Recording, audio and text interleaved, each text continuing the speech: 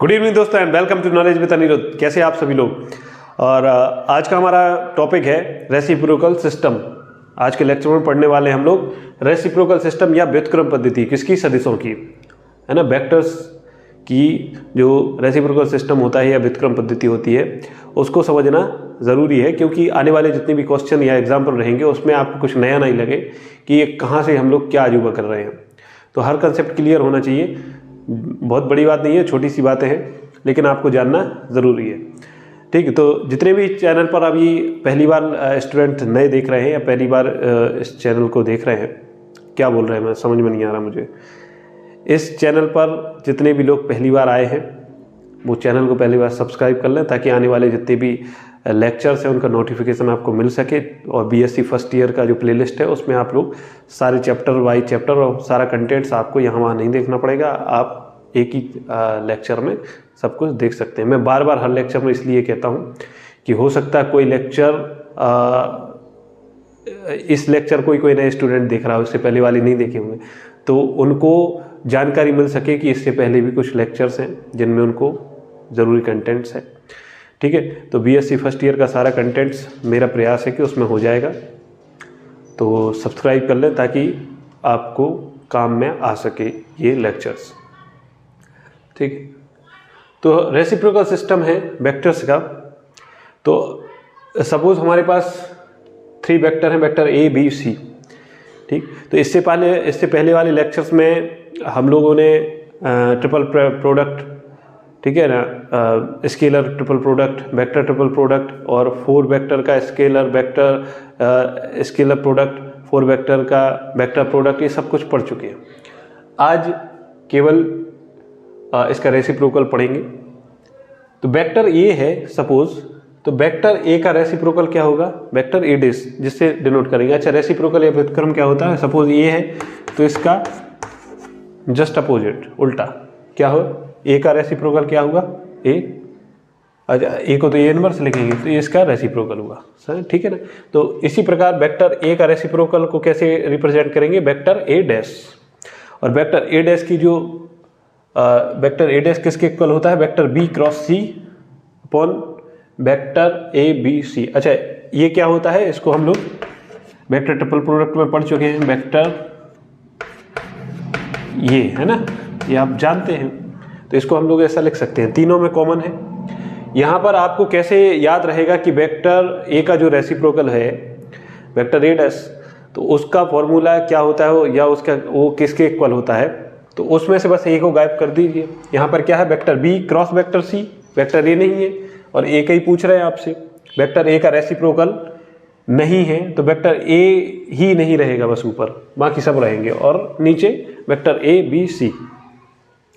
इसी प्रकार similarly vector B का रेसिप्रोकल क्या होगा, vector B dash.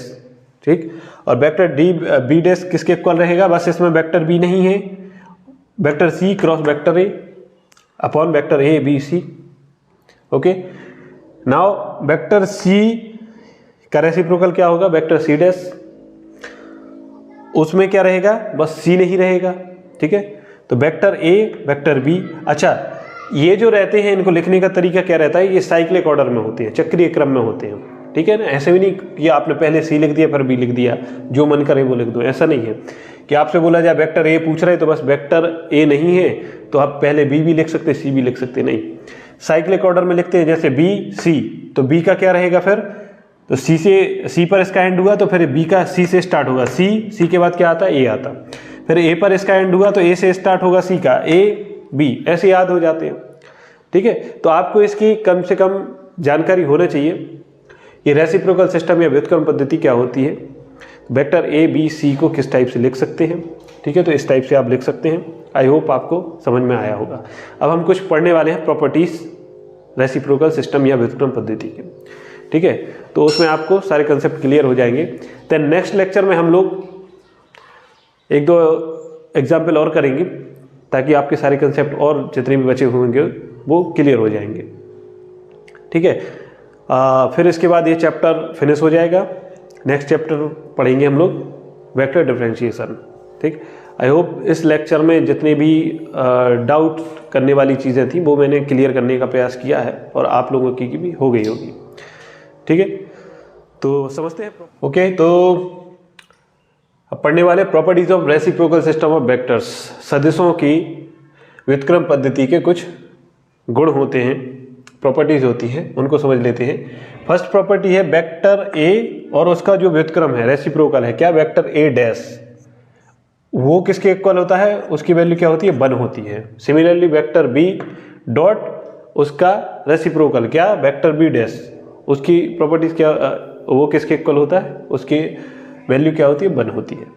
Vector C और उसका रेसिप्रोकल उसका डॉट प्रोडक्ट करें और तो उसकी वैल्यू क्या होती है, 1 होती है। ठीक, तो फ्रॉम डेफिनेशन अभी हम लोग समझ भी चुके हैं, बताया है पहले कि वेक्टर ए इसके इक्वल होता है, उसमें ए गायब रहेगा, vector B cross C upon vector A B C. ठीक, अच्छा, अब इस वाले को प्रूव करते हैं। तो vector A dot vector A dash, तो वेक्टर ए आपने लिखा, उसका डॉट प्रोडक्ट किया किससे, इसकी वैल्यू रख दी आपने पूरी की पूरी, है ना, वेक्टर ए डैश की, और उसका डॉट प्रोडक्ट कर दिया वेक्टर ए के साथ। ठीक, वेक्टर ए डैश की वैल्यू क्या थी, vector B cross C upon A B C, and vector A का डॉट प्रोडक्ट हुआ। We know that vector A vector B cross C, अभी मैंने बताया क्या होती है उसकी वैल्यू, उसको किस टाइप से लिख सकते हैं, vector A B C, vector A B C upon vector A B C is equal to 1। तो हमको क्या मिला, वेक्टर ए और इसका रेसिप्रोकल वेक्टर ए डैश का डॉट प्रोडक्ट करें तो उसकी वैल्यू क्या आती है, 1 आती है।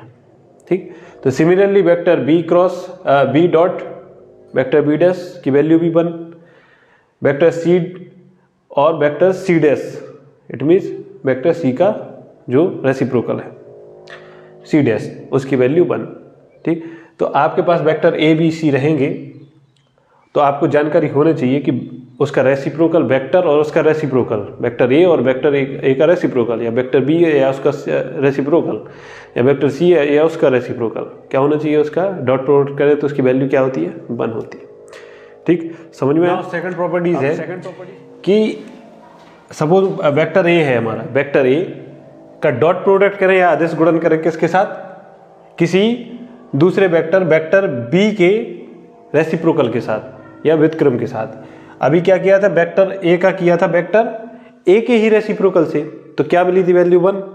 अब वेक्टर ए है और रेसिप्रोकल किसका है, वेक्टर बी का, या वेक्टर ए है रेसिप्रोकल किसका है, वेक्टर सी का, वेक्टर बी है रेसिप्रोकल किसका है, वेक्टर सी का।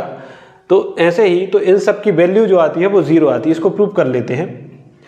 तो वेक्टर ए है, इसका डॉट प्रोडक्ट करें किसके साथ, वेक्टर बी के रेसिप्रोकल के साथ, तो vector A dot product vector B का reciprocal, we know that vector C cross vector ये upon vector A B vector C, यह हम लोग जानते हैं। अच्छा, तो यहां पर क्या है, 2 वेक्टर सेम है, वेक्टर ए और ये वेक्टर भी है। और इससे पहले वाले लेक्चर जिन्होंने भी नहीं देखे वो देख लेना, जिसमें मैंने बताया था कि जब भी 2 वेक्टर सेम रहें तो उसकी वैल्यू कितनी होती है, 0 होती है। ठीक, तो इसको क्या लिख सकते हैं, वेक्टर ए सी वेक्टर ए लिख सकते हैं ऐसा। और यहाँ पर 2 वेक्टर सेम है, वेक्टर ए 2 सेम है, तो उसकी वैल्यू क्या आई, 0। सिंस यहाँ पर लिख सकते हैं, सिंस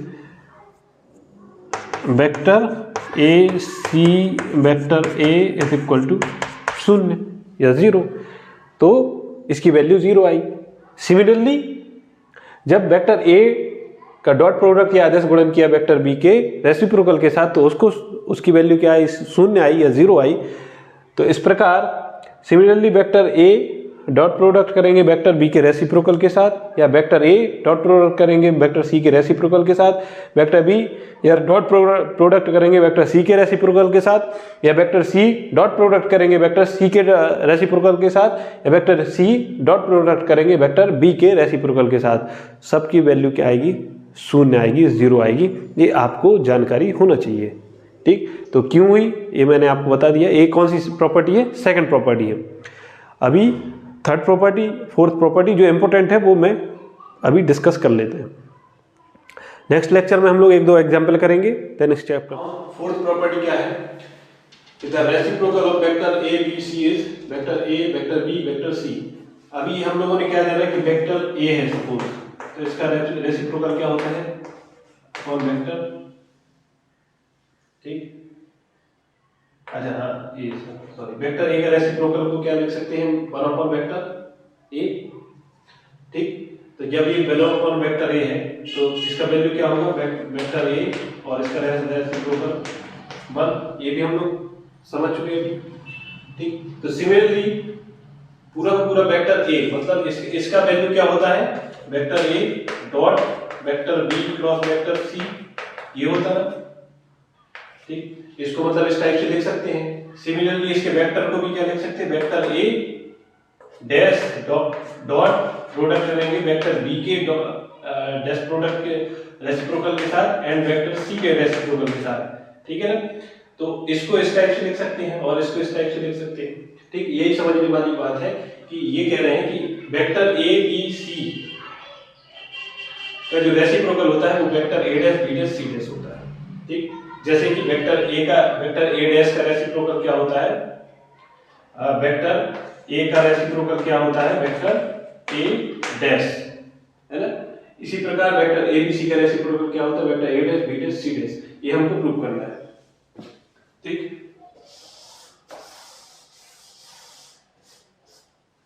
चलिए मैंने यहाँ पर लिख दिया है दैट इज तो दोनों का वैल्यू का 1 होता है, क्यों कि जैसे अभी vector A dot product vector A dash is equal to 1 अभी प्रूव किया था, तो सिमिलरली ये 1 होता है। इसको कैसे प्रूव करेंगे, since vector A dash vector B dash vector C dash का रेसिप्रोकल क्या होता है किसके रेसिप्रोकल है वेक्टर ए बी सी के रेसिप्रोकल है क्या vector A dash B dash C dash, okay. तो वेक्टर बी और वेक्टर सी का क्रॉस प्रोडक्ट क्या होगा वेक्टर बी डैश का क्रॉस प्रोडक्ट करेंगे वेक्टर सी डैश के साथ, ठीक है ना, वेक्टर सी डैश के साथ। तो वेक्टर बी डैश का क्या है value vector C cross A upon A B C and vector C dash का क्या है vector A vector cross vector B upon vector A B C, दोनों का होल स्क्वायर हो गया, ठीक। और ये आपको मिल गया। यहाँ पर आपने अज्यूम कर लिया कि वेक्टर सी क्रॉस ए का वैल्यू क्या है m, जैसे कि हम लोग पहले भी करते आ रहे हैं, ठीक है। m कर दिया तो अब m क्रॉस इसका प्रोडक्ट होगा vector product m cross vector a cross vector b, okay. इसका फॉर्मूला हम लोग पहले भी जानते हैं पहले से कि इसका फॉर्मूला क्या होता है पहले का डॉट प्रोडक्ट लास्ट के साथ एंड a बाहर, फिर क्या होगा माइनस पहले के जो बाहर था जो अंदर था वो बाहर। तो ये आपको फॉर्मूला मैंने कई बार बताया। तो इसका फॉर्मूला क्या है vector m cross vector a b c का, ये कर दिए upon 1 upon vector a vector b vector c का होल स्क्वायर लिखा। m का वैल्यू वापस से पुट करिए, ये क्या हो गया vector c cross vector a dot vector b, और vector c cross vector a dot vector b को क्या लिख सकते हैं vector c vector a vector b, इस टाइप से लिख सकते हैं। इसी प्रकार यहां पर आप देख पा रहे हैं कि टू वेक्टर सेम है, तो वेक्टर सी वेक्टर ए, जब टू वेक्टर सेम है तो उसका वैल्यू क्या होता है 0, तो ये पूरा का पूरा क्या हो गया 0, बचा क्या हमारे पास वेक्टर ए बी सी और अपॉन में वेक्टर ए बी सी का होल स्क्वायर है एंड मल्टीप्लाई वेक्टर ए है, तो एक ए बी सी से एक ए बी सी कैंसिल हो गया, तो क्या बचा हमारे पास केवल बचा है अभी vector C B dash cross vector C dash का वैल्यू क्या आया है 1 अपॉन सॉरी वेक्टर ए है ना, ये vector A upon vector A vector B and vector C, ये किसकी वैल्यू है vector B dash cross vector C के। इसको रब करके वहां पर ऊपर लिख देते हैं, ठीक है। और इसको इक्वेशन नंबर दे देते हैं फर्स्ट, ठीक।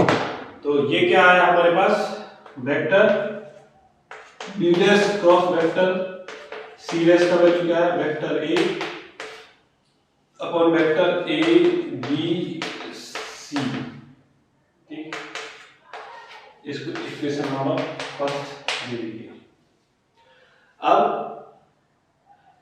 इक्वेशन नंबर फर्स्ट में दोनों तरफ वेक्टर ए डैश का प्रोडक्ट कर देंगे, ठीक। तो दोनों तरफ वेक्टर ए डैश का आप प्रोडक्ट कर दीजिए तो क्या होगा, vector A dot vector B dash vector, अच्छा वेक्टर ए डैश का कर रहे हैं, वेक्टर सी डैश, और यहाँ क्या होगा vector A dash dot product होगा वेक्टर ए के साथ upon vector A B and C. Okay, तो इसको क्या लिख सकते, मैंने पहले बोला इसको लिख सकते हैं, आगे रखो देता हूं,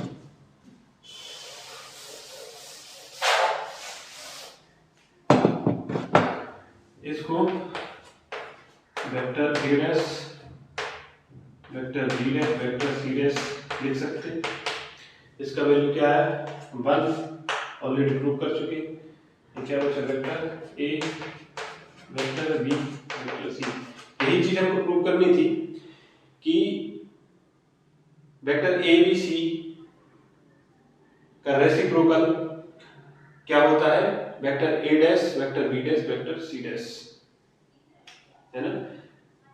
अच्छा, वेक्टर ए आपसे बोले वेक्टर ए बी सी का रेसिप्रोकल कैसे लिखते, तो आप ऐसे लिखेंगे ना 1/, ठीक, 1/, vector A vector B vector C. अब ये क्या है रेसिप्रोकल, तो हमने डैश लगा दिए। ओके, तो यही हमने प्रूफ कर दिया। इसको इक्वेशन नंबर 2 दे दीजिए, आगे वाली प्रॉपर्टीज में काम आएगा। क्लियर है कि कैसे हम लोग प्रूव करते हैं कि vector A dash vector B dash vector C dash reciprocal होता है किसका, वेक्टर ए बी सी का। ठीक है, ये हमको प्रूव करना था। नेक्स्ट प्रॉपर्टी समझते हैं, एंड आज की क्लास में इतना ही। नेक्स्ट लेक्चर में मिलते हैं, कुछ एग्जांपल करेंगे। एंड लास्ट प्रॉपर्टी है कि vector A vector B vector C and vector A dash vector B dash vector C dash are reciprocal system of each other.